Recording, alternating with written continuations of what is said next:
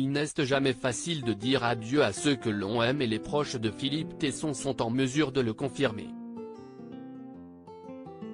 Ce vendredi 10 février, ils se sont donné rendez-vous en l'église Saint-Germain-des-Prés pour accompagner l'écrivain, disparu le 1er février dernier, dans son dernier voyage. Une ambiance solennelle et sombre régnait sur le parvis de l'établissement, une foule silencieuse étant venue soutenir la famille et l'entourage de l'ancien journaliste. En femme de lettres et amoureuse de la langue française, Brigitte Macron s'est rendue aux obsèques aux côtés de José Pietro Boni, son chef du protocole. Elle a croisé les regards pleins d'émotion des 3 enfants de Philippe Tesson, Sylvain, 50 ans, Stéphanie, 53 ans et Daphné, la petite dernière de 44 ans.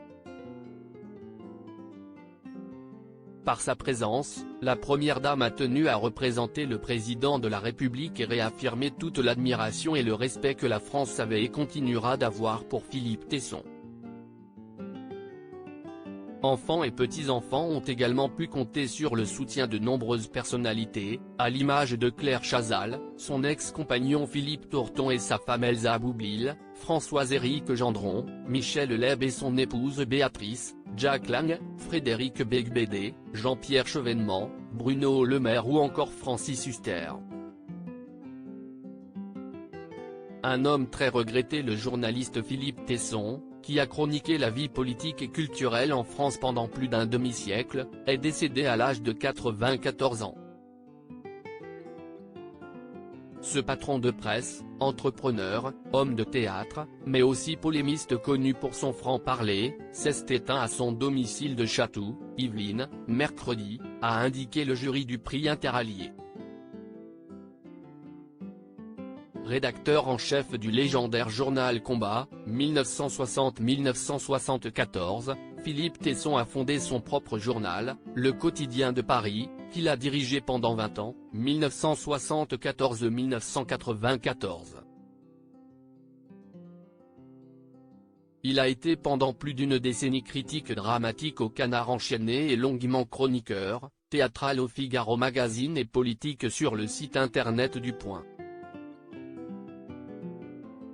Il a signé des essais politiques comme De Gaulle Ier en 1965 ou Où est passée l'autorité ?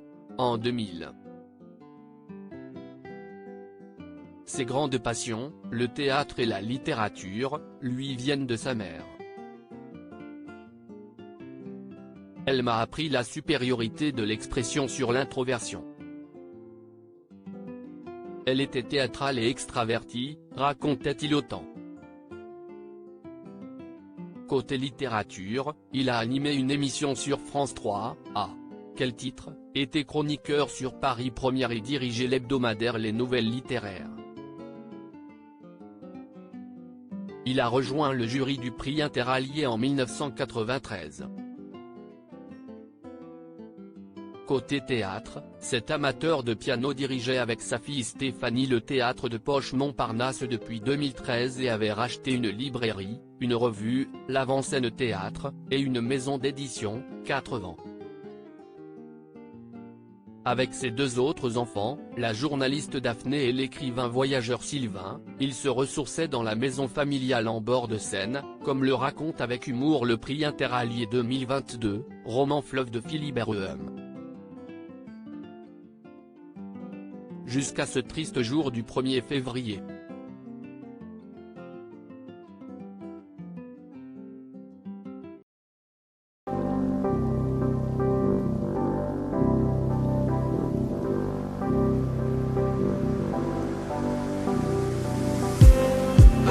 Just need some that will wake me up enough to fight, 'cause you let me down it for me to not let me count the minutes. I just need some new, make me come up.